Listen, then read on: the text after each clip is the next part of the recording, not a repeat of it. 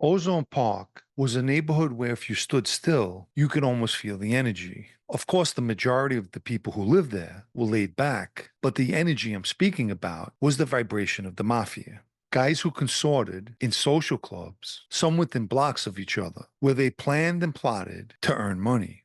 The infamous word score sent instant excitement throughout the minds of wise guys. The average citizen would only become excited to win a raffle and possibly a lottery, not a wise guy. It was a potential or upcoming score that floated their boats.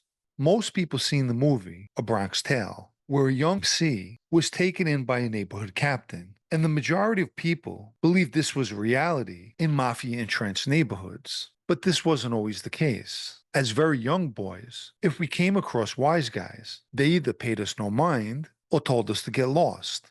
We were of no use to them. Teenagers were a different story. They had use and were at a prime age for grooming.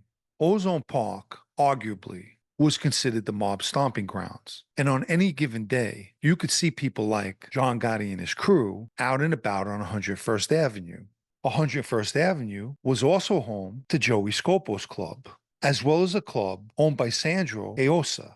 Tony Lee had a club on Liberty Avenue, and if you headed up City Line, which was a border that turned Queens into Brooklyn, you'd pass Ciro Perone's club, Vinny Asara's club, and further up, Patsy Buffalino had the club next to Ariola's pastry shop.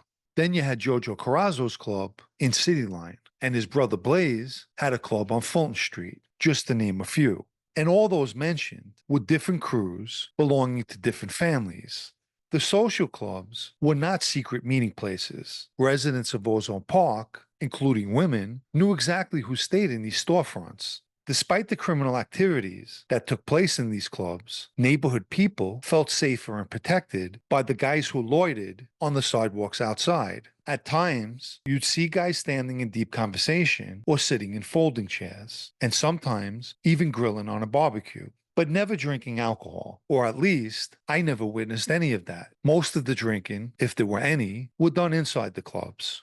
The ages of the people at these clubs varied, and there would always be old timers hanging around inside and outside these clubs. If my memory serves me, there were Gambino, Colombo, Banano, and Genovese clubs in Ozone Park. And with the exception of Robert's Lounge, which was a Lucchese spot, I don't remember any other Lucchese social clubs in the neighborhood. Throughout the days, there were certain guys you'd see all the time, like Skinny Dom, a Gambino associate at the time, Ronnie One Arm, also a Gambino associate, Gene Gotti, usually in the company of Joey Scopo, Blaze, Charlie Fish Maselli, a Colombo member, Vinny Asaro, Richie Gotti, John Jr., Johnny Koenig, Angelo Ruggiero, and many more that I'm leaving out, not on purpose, but just trying to jog my memory, which sometimes serves me better.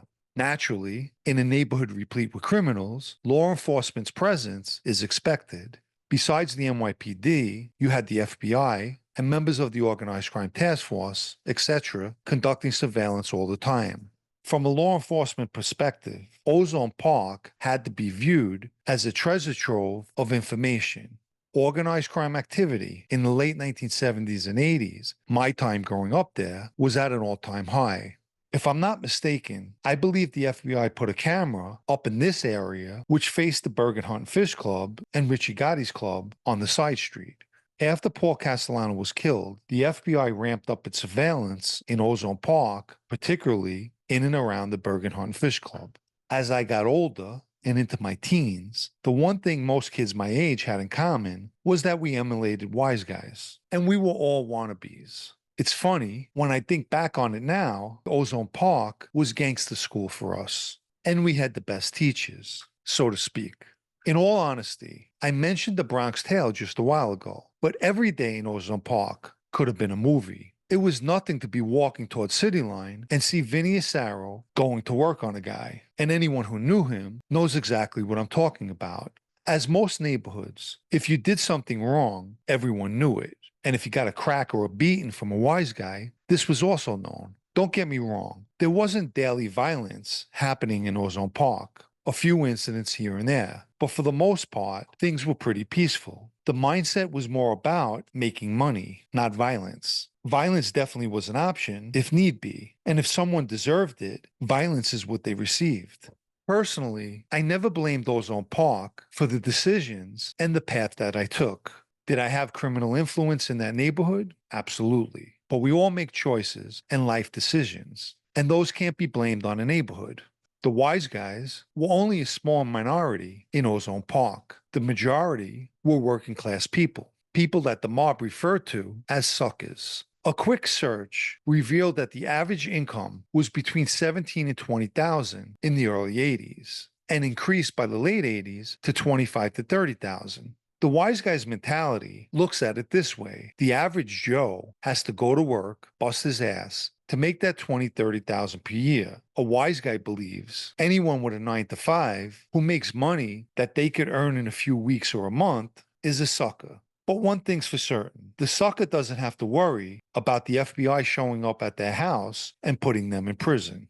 If you haven't liked this video yet, please take the time now and give it a like, as it helps with YouTube's algorithm. And for anyone who'd like to show appreciation for videos like this or help me to continue making them, you can donate with the Super Thanks icon down below or through the PayPal Cash App links in the video's description. Let me quickly mention my blog, also called Sit Down News, especially for those of you who still enjoy reading. It could be found at sitdownnews.com and is a paid subscription. If I had to sum up living in Ozone Park, it would be many good memories. In present day, neighborhoods like that no longer exist. Yes, Ozone Park was the mob stomping grounds. Many members grew up there, as it was home to numerous social clubs, headquarters for the various families who operated there. But not everyone who came from Ozone Park was a good guy, and not everyone was bad either. It was a neighborhood that offered street smarts, an education many people don't possess. To a select group of people to have made it in Ozone Park, you became a wise guy. I myself achieved that. But as I speak today, I think of the many good people who lived there, good citizens, and it was them who made Ozone Park a good place to live and a proud place to have grown up.